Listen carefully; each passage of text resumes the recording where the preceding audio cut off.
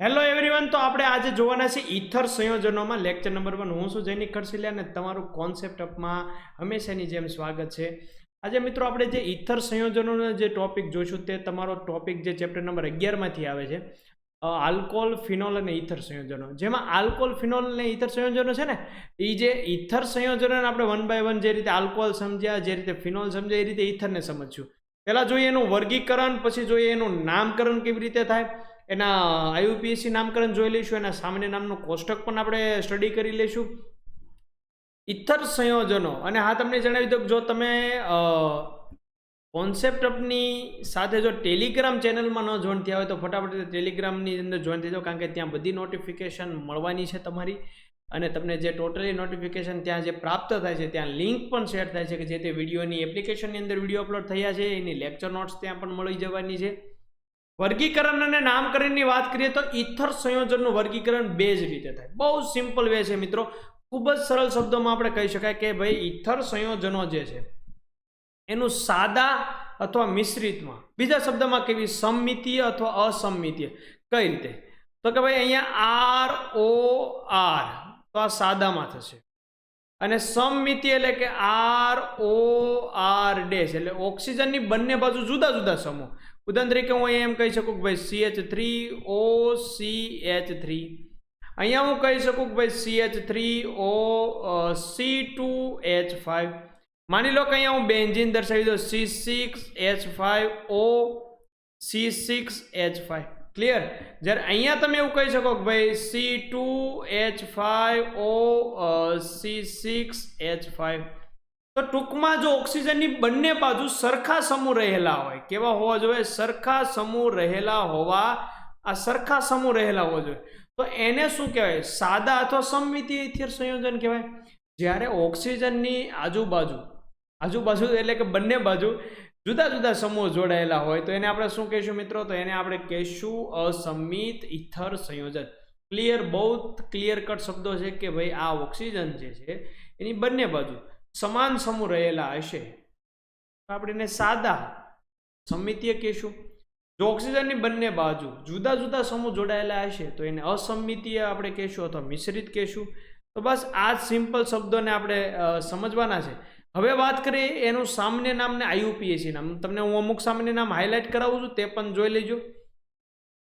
સામાન્ય નામ જે છે ડાયમિથાઇલ ઈથર, તો આમાં જે ડાયમિથાઇલ ઈથર, તો ડાયમિથાઇલ બંને બાજુ મિથાઇલ અને ઈથર. જો ઈથર આખો શબ્દ આવે, ઈથર શબ્દ જે આખો શબ્દ આવે, તમે જોઈ લો અહીંયા ટોટલીમાં ઈથર શબ્દ લખેલો, બરોબર? તો આ જે ઈથર શબ્દ જો સંપૂર્ણ રીતે આવે તો એને શું કહેવાય? સામાન્ય નામ કહેવાય. જ્યારે ઓક્સી લાગેલું હશે તો એ કેવું હશે? આઈયુપીએસસી નામ હશે. શું હશે? આઈયુપીએસસી નામ હશે. જોઈ લો અહીંયા. ક્લિયર? તો હવે આપણે જોઈએ કે એનું જે આ સામાન્ય નામ છે એમાં શું છે? Dimethyl ether. તો એને શું કહી શકાય? Methoxy methane. ક્લિયર? તો અહીં બંને બાજુ ઇથાઇલ સમૂહ છે, ઇથોક્સી ઇથેન. પણ ઇન કેસ જો આવી રીતે અલગ હોય તો શું કરવું? તો મુખ્ય શૃંખલા લાંબી ચેન પસંદ કરો, 1 2 3. તો આ શાખામાં ગયું, તો આ આખું જોઈન્ટ બોલાય છે. તો આ કેવી રીતનું થયું? તો CH3O અને CH2CH2CH3. તો આ મેન ચેન થઈ ગઈ, જે આપણી થઈ જશે પ્રોપેન. શું થઈ જશે? તે આપણું થઈ જશે પ્રોપેન. અને આ થઈ જશે આપણું મિથોક્સી. શું થઈ જશે? મિથોક્સી. પણ આ મિથોક્સી કયા કાર્બન ઉપર છે? પ્રોપેનના. કારણ કે પ્રોપેન પાસે 3 કાર્બન છે, તો પહેલા નંબર ઉપર છે. તો 1 મિથોક્સી પ્રોપેન, 1 મિથોક્સી પ્રોપેન લાગશે. ક્લિયર? તો બેન્ઝીન ઉપર જો OCH3 હોય, બેન્ઝીન ઉપર શું હોય? OCH3 હોય, તો એને આપણું સામાન્ય નામ છે એનિસોલ. અમુક સામાન્ય નામ જે છે મોસ્ટ ઇમ્પોર્ટન્ટ હોય છે, જેને આપણે કહીશું, શું કહીશું? એનિસોલ કહીશું. રેડી? અને એના આઈયુપીએસસી નામમાં પણ આપણે એનિસોલ કહી શકીએ. અને ફેનિટોલ પણ તમારે યાદ રાખવાનું છે કે જે બેન્ઝીન ઉપર OC2H5 સમૂહ હશે. ક્લિયર? તો એને કહીશું આપણે ઇથોક્સી બેન્ઝીન, કારણ કે ઇથાઇલ સમૂહ નાનો છે, બેન્ઝીન સ્ટ્રક્ચર મોટું છે.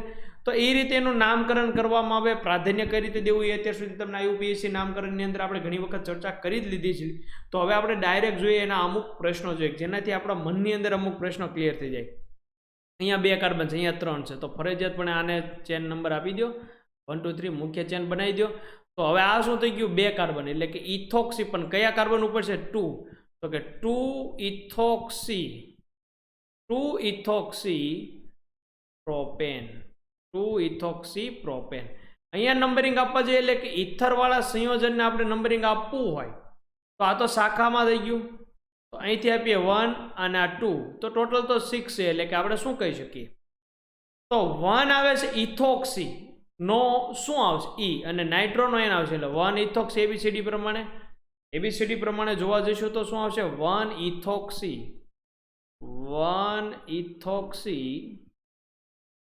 2 નાઇટ્રો, 1 ઇથોક્સી 2 નાઇટ્રો સાયક્લોહેક્ઝેન. જો ખાસ બેન્ઝીન નથી, આનું નામ થશે સાયક્લોહેક્ઝેન. ક્લિયર? હવે અહીંયા જોવા જઈએ તો આ મુખ્ય શાખાને બનાવી શકાય, તો કે આ 1, આ 2 અને આ 3. તો 1 મિથોક્સી અને 1 મિથાઇલ આવે, 2 મિથાઇલ આવે, તો 1 મિથોક્સી આવશે, 2 મિથાઇલ થશે, બરોબર. 2 મિથાઇલ 1 મિથોક્સી, 1 મિથોક્સી થશે, 2 મિથાઇલ થશે, અથવા તમે એવી રીતે લખી શકો 2 મિથાઇલ 1 મિથોક્સી. ક્લિયર? 2 મિથાઇલ, પહેલા શાખા અલગ દર્શાવી દીધી, 2 મિથાઇલ, ક્લિયર, અને 1 મિથોક્સી પ્રોપેન. આ થઈ ગયું એનું નામ. હવે અહીંયા જો તો આ બેન્ઝીન છે, ઉપર C2H5 છે, એટલે કે એકચ્યુઅલમાં જે છે એ સ્ટ્રક્ચર આવડું આ છે, OC2H5. તો ઇથોક્સી આવી ગયું. શું આવી ગયું? ઇથોક્સી આવી ગયું. તો આને કહી શકશું, હવે એક નંબર ઉપર જ હશે એટલે ન દર્શાવો તો ચાલશે, ઇથોક્સી બેન્ઝીન. શું થઈ જશે? આ ઇથોક્સી બેન્ઝીન. એક્ઝેક્ટ તમને અહીંયા આપ્યું છે, રાઈટ? Ethoxy benzene. ઓકે, અહીંયા છે ઇથોક્સી બેન્ઝીન, જેને આપણે કહીશું ફેનિટોલ.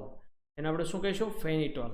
હવે અહીંયા 7 કાર્બનની ચેન છે ને અહીંયા 6 કાર્બનની ચેન છે, પણ આ જે છે શું છે? ચેન નથી, પણ બેન્ઝીન છે, રાઈટ? અને અહીંયા જે છે 7 કાર્બનની ચેન છે, C7H15.